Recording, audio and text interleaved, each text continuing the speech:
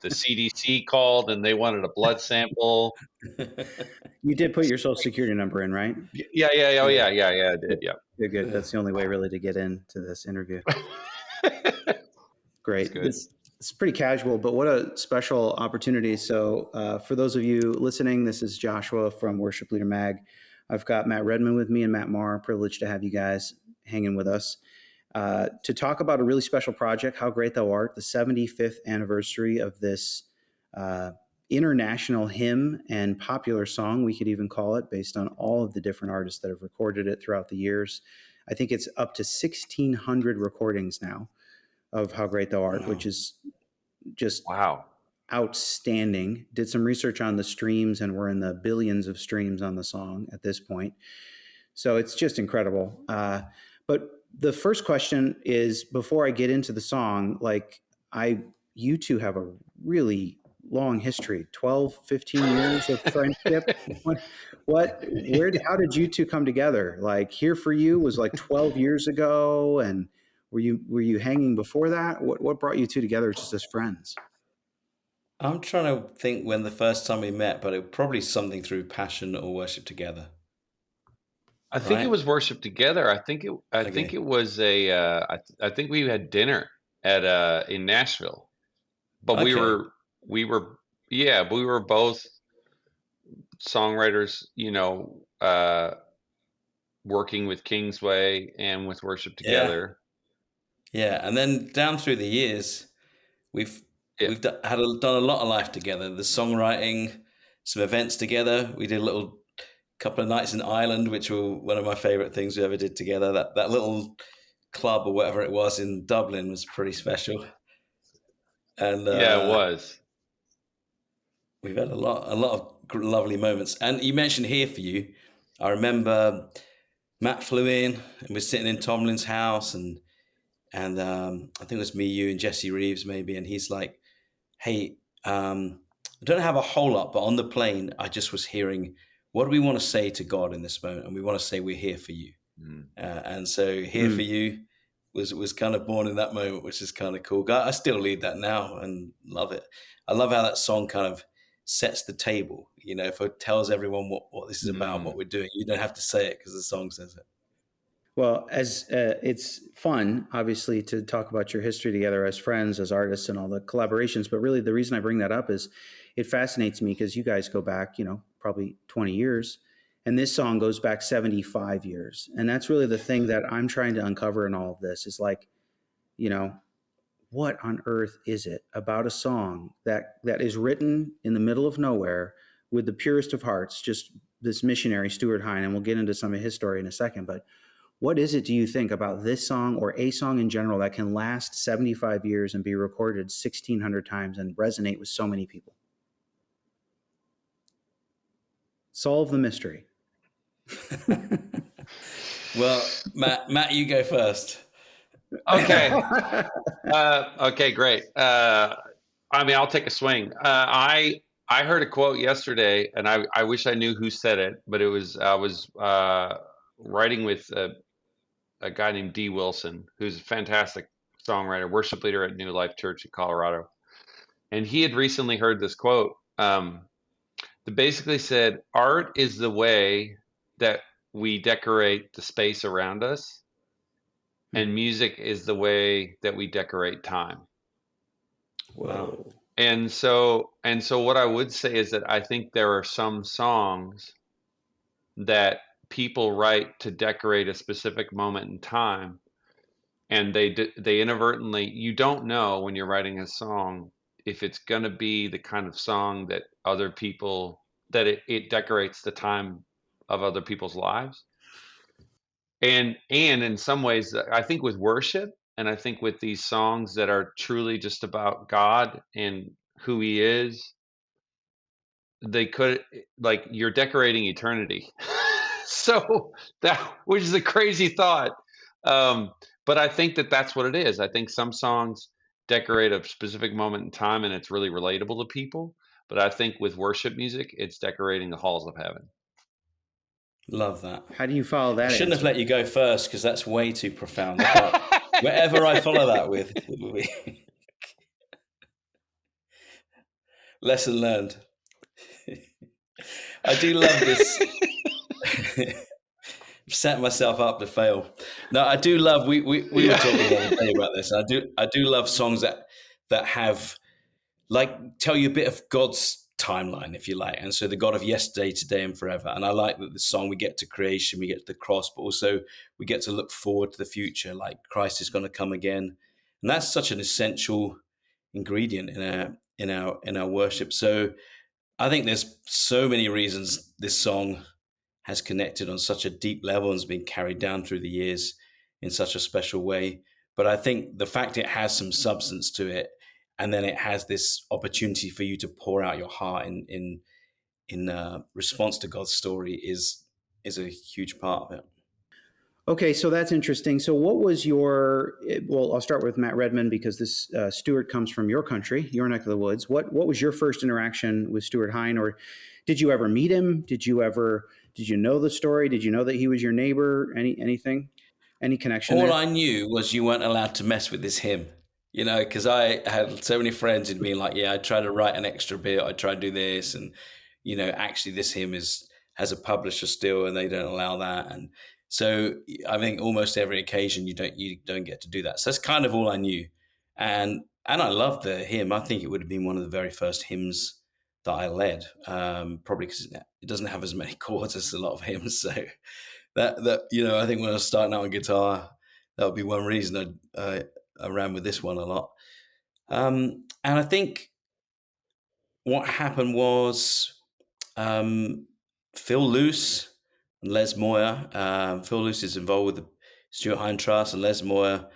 If you don't know him, you don't know anyone. Les Moyer shows up in every setting in Christian worship for the last few decades. But they reached out and said, hey. The Stuart Hine Trust is coming up to 75th year. They would like a new version of this hymn with an extra section, particularly because what a lot of people don't know is that the words that we sing were all written in Ukraine, in the hills of the Ukraine by a British missionary. And I knew a bit of this story before. I knew a bit of the backstory before that bit, and I knew that part, but I didn't know the Ukraine part, or I definitely wasn't mindful of that. So it felt like a lovely kind of challenge, really, but felt a bit of trepidation over the whole thing. Like, this is a very well-loved hymn. Should we really be messing with this? But decided, I'd love to take on that challenge. And Matt Maher was in the mix pretty early too. The thing about Matt is he's like an archaeologist songwriter or something. Like, once he starts digging, man, he gets going. He's like, so he went way deeper into the story than I did, and I learned a lot of what I learned through him. So I'm not. I mean, what was? I'm not making any kind of dinosaur analogy here or anything. I was just saying you'd like to do it. Noted. We're going to write that down. So. Yeah. Okay. Matt Maher is not a dinosaur. Okay, good. No, I'm not a dinosaur. Well, what does that feel like, Matt, to get a phone call about a 75-year-old hymn that is beloved around the world, and by your friend Matt Redman to say, hey, let's work on this? Yeah, I mean, my first sort of intersection with the whole thing was in England at Big Church Day Out. So I was there at the festival, and sort of next to the main stage, there's a lot of sort of smaller, different kind of stages, and I love Big Church Day Out. Tim Jepps had a real heart for just gathering all the different denominations. It's all the different tribes, as he likes to call it, together. And so I remember there's this sort of side, sort of like gathering space next to the main stage where like speakers or artists, could kind of run in, grab a coffee, grab a tea. It is England after all, and so I'm there to grab a quick coffee, and I run into Les, and I've learned now, if Les starts talking to you about something and there's that look in his eye, you should just be prepared. You're signing up for something. And so he just said, "Hey, Matt's written a new section for How Great Thou Art," and so I was sort of processing that of, wow, I know I have a friend who's still alive who's now part of the story of a song that's way older. And then he said, hey, we're going to try to get a bunch of people to sing on a recording. Could you maybe record the vocals at your studio? And I just said, for me, it was less about the song, and it is more just about, like, Matt's my friend. He's gotten to be part of something really cool. Do you want to help out? Do you want to help your friend out? And so to me, it was just that simple of like, oh yeah, yeah, of course, I'd love to help out any way I could. And then I came home and I ended up having a conversation with a guy who works for a publishing company in Sweden, and just sort of learned about the roots of the song, and how there's this Swedish folk melody that kind of inspired Stuart Hine, which is just beautiful. And so just learning about the arc of the song. And then I was like, well, how did it get? And so then like Matt said, I am sort of like a Google archaeologist, and I just went looking up the story, and how, it interwoven with the story is the story of missionary work, of people sort of discovering God in the midst of just being faithful to him, and how Stuart was inspired by a poem, and he was also inspired by the testimony of other believers in the midst of conflict after the Second World War, as people fleeing Ukraine.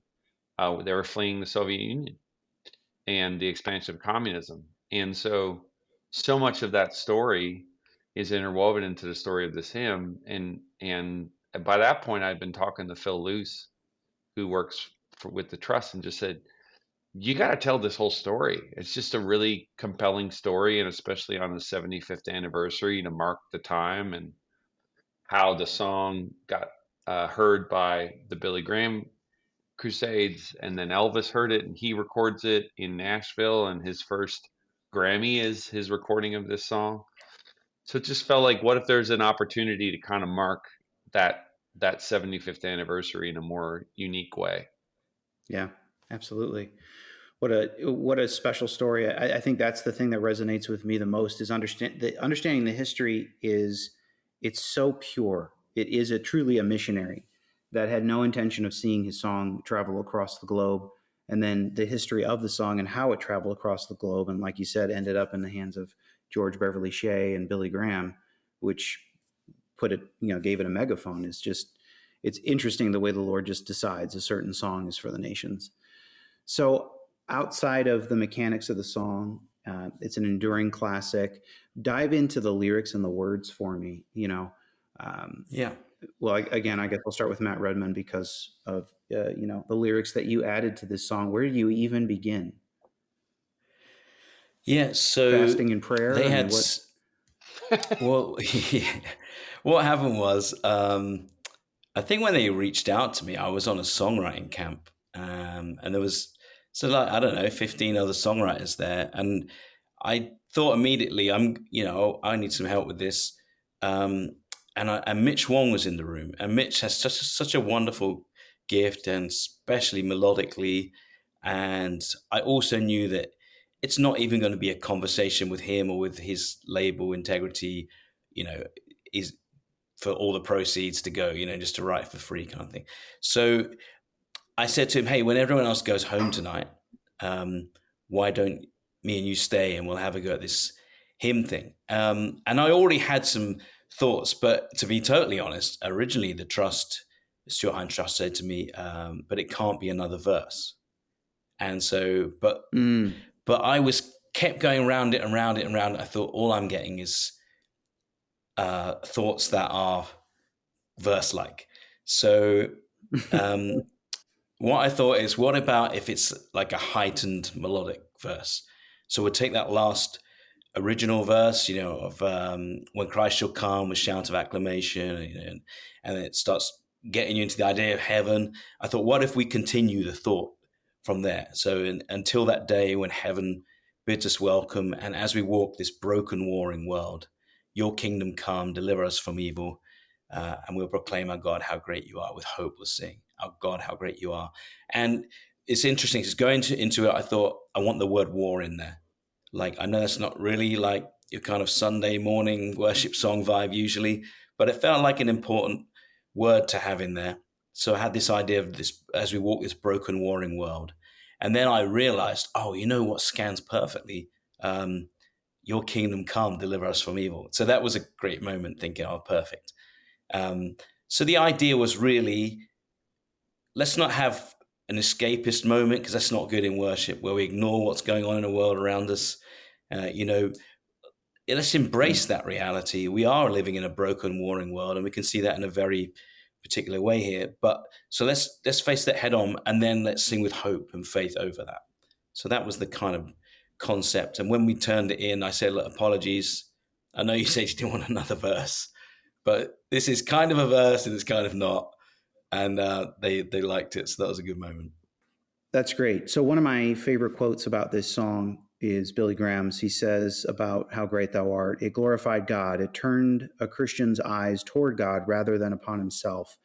Matt Maher, you are writing a lot of songs, obviously, daily. And I think recently you and I, when we were at the recording, talked about this shift that's been happening where we're going less vertical and a little bit more horizontal, a little bit more declarative about who God is. So I think it's really interesting, the timing of How Great Thou Art kind of coming back around in this season where we're seeing that people just want to write songs about, and people just want to be reminded of who God is. Would you agree with that? Would you want to expand on that thought? Yeah, I mean, I think to me the pendulum, it's like, I've been sort of in these kind of spaces for long enough to start to kind of realize a pattern, in the sense that the pendulum does seem to kind of swing. And I think the goal, is, as the church embraces more of a vision for being a missional church, in the sense that, like, we're always being sent out into the world to proclaim the gospel, but we're on a journey towards his kingdom being built and established. You know what I mean? In the kingdom of God, the people of God, we're on a, we'll never be finished until we get to heaven, but we're still in sort of this we're still on this kind of journey of faith. And so I think in worship, one of the things that would be great to see is maybe a less of a pendulum swing and more of a both and. Mm. And but I do think that, like, I look around and like, I'll see, like, like a mutual friend of mine and Matt's, a song like Holy Forever. Why does that song resonate so much with people? And it's like, because I think at the end of the day, most people are aware of their own humanity and how rough life is. And when you're going to church, you're really coming with a hope to encounter something entirely other and transcendent and bigger than you. I don't think anybody wants to stare at their own baggage all day long. And so I do think that songs become a way to kind of lift your eyes. And so at the same time, I think we do need music that maybe helps us reflect on what does it mean for us to be the body of Christ. So I think you need both. And but I do think that these songs about who God is and how great he is and how loving he is and how merciful he is, just songs about him, we always need a healthy balance of those. Like, it's really, really important, because it's, you know, it has, I've heard Matt say this, the throne sets the tone. A big part about worship is declaring and remembering who he is. What does it mean for us as stewards of the modern worship movement to continue to go back to some of these classic hymns? Is there like a liturgical element to it? Is the history important? Like, why do we keep going back? Why do, there's that core hymnal, that continues, that we keep going back to? Any kind of open question for either of you. Thoughts on that? Yeah, I mean, I love how it just reminds us we're not part of this 2024 club. There's all sorts of organizations and clubs and different things you can be part of. This is not that. This is the Church of God. We've got an amazing heritage that stretches back so far. And to me, it's actually amazing. You can take some of these hymns that are even hundreds years of old, and somehow they're still relevant and they resonate now. That doesn't really make sense in a lot of ways, in terms of how fast culture moves on and different things like that. I think a lot of it is to do because you're singing truth. And if you sing truth and present truth in a beautiful and poetic way, it's going to land well, and it can transcend, time periods. And I mean, it still astonishes me. Obviously, the classic example is the Psalms. It's astonishing that we can sing songs that are 3,000 years old, and somehow they resonate with us and they help us put into words things we want to put into words. That doesn't make any sense. That's 3,000 years. I mean, imagine how different life was in every conceivable way, and yet the songs find their ways into our hearts, onto our lips, and they work. And so I think that's the thing about hymns. I remember when I was first starting out as a worship leader, I was in my mid-teens, and my vicar, who would be the pastor, in the Anglican Church in England, he's also like, yeah, I love your new songs, but please keep bringing the old. He says there's some verse somewhere in the New Testament about a wise steward brings out the old and new treasures from the storehouse, and he would always throw that at me and say, hey, this is great. You keep pushing forward, but you keep looking back as well. You have to keep bringing us these hymns, and he encouraged me to learn some and bring them.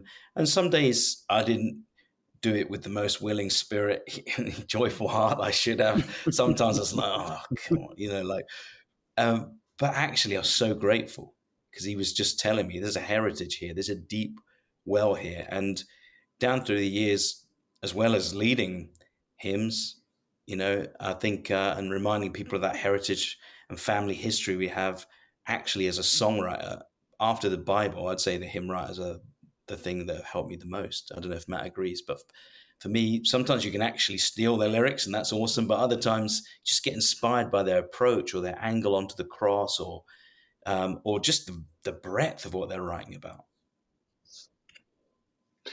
Yeah, I mean, I would say even as like I being a Catholic, I love liturgy, and I've come to understand more and more that liturgical prayers are often supposed to be sung.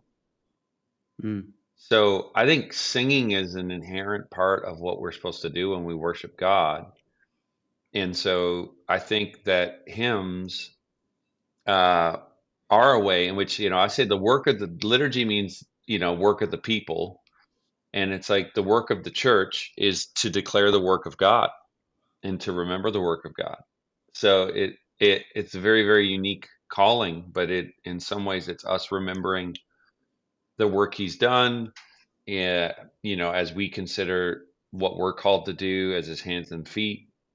But that, what we're called to do in the world is never supposed to be, I think, a replacement of that aspect, of remembering and celebrating what he alone can do and has done. I think you've got a new podcast that you should start, Matt Maher, the archaeologist of worship.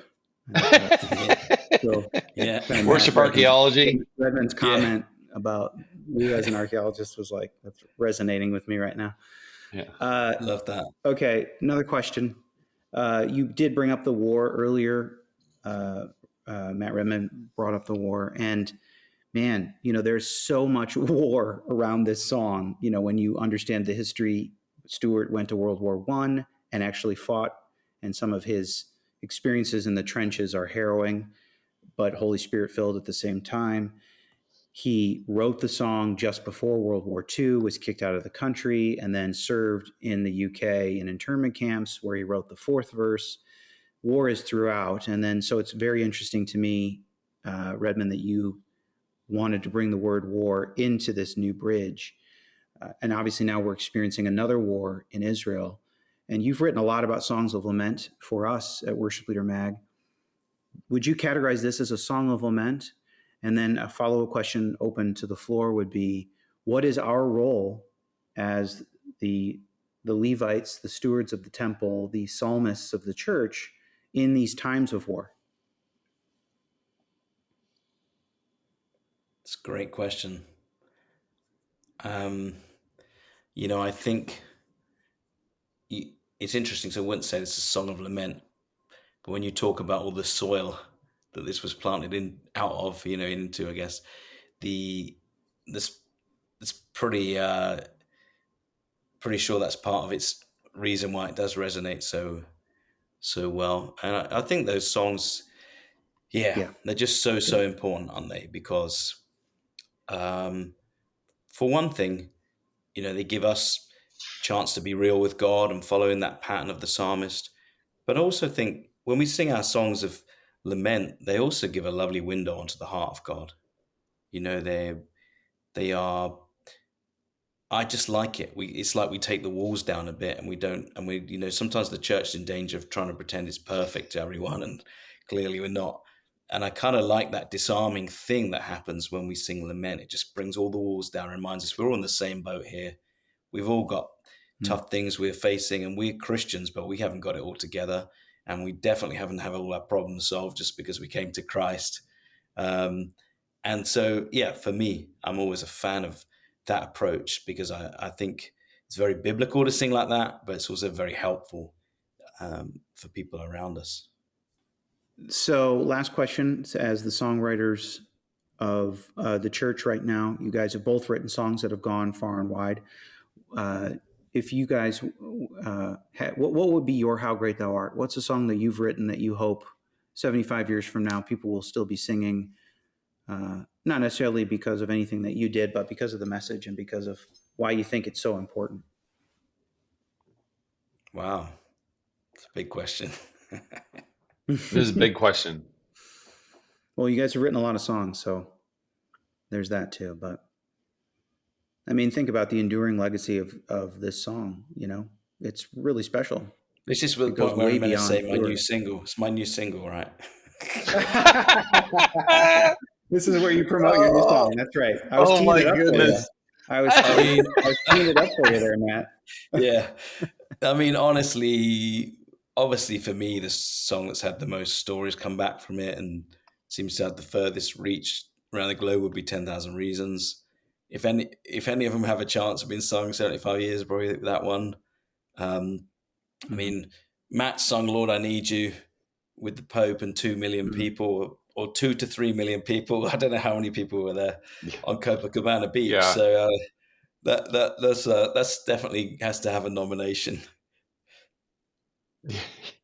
Yeah, I mean, I would definitely probably say that song. Or I would say something like, I hope I haven't written it yet, but that's probably my flesh or my ego talking. Because as a songwriter, you never want to feel like you've made your contribution. You know what I mean? Right. So I mean, because I think you're just always, it as in terms of artistic expression, it's that thing of going like you keep digging and you keep being an archaeologist, but but it's in some ways that the great legacy of this song is that Stuart Hine is in heaven, and and and that's that legacy, and he didn't establish the trust, and he didn't do what he did because he was trying to do a legacy. He just did it because he was trying to be faithful to God. And so that's chasing obedience instead of significance is always a good plan. Yeah, really, really is. So I think it in some ways, when you're making stuff, you never really have any control over the outcome.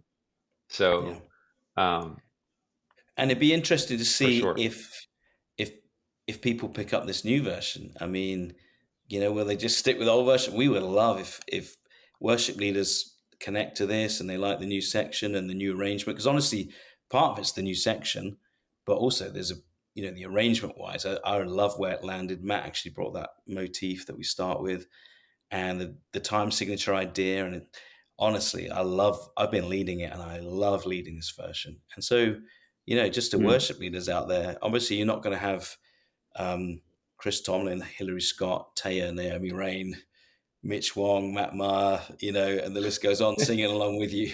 But honestly, I've led the version without all those guys, and it still works. So I'd love to, and this is kind of a cool 2-for-1 worship vibe thing, because you're going to sing it to God in your worship and in your congregation, but every time you lead this song or you listen to it or stream it or buy it, all the funds are going to go to humanitarian aid in Ukraine and Eastern Europe. So you're on a double win there singing this one.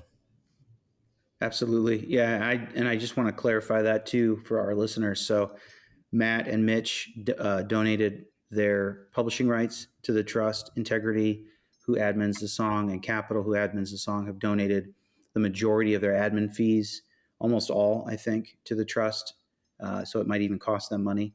And then CCLI has donated all of their fees. And so this truly is a giant fundraiser and an incredible opportunity for us to lead a song that brings us all into the throne room, but also, to Matt's point, supports people in need right now that are in war-torn countries like the Ukraine. So it's a pretty incredible story. Well, thank you guys for hanging with us and talking about this song and a little bit about songwriting and your thoughts on the church and all of that. It's an honor and a privilege to sit with you. And thanks for putting this project together for the church. I think it's really special. Absolute pleasure. Great to talk to you. Yeah, Great. thanks so much.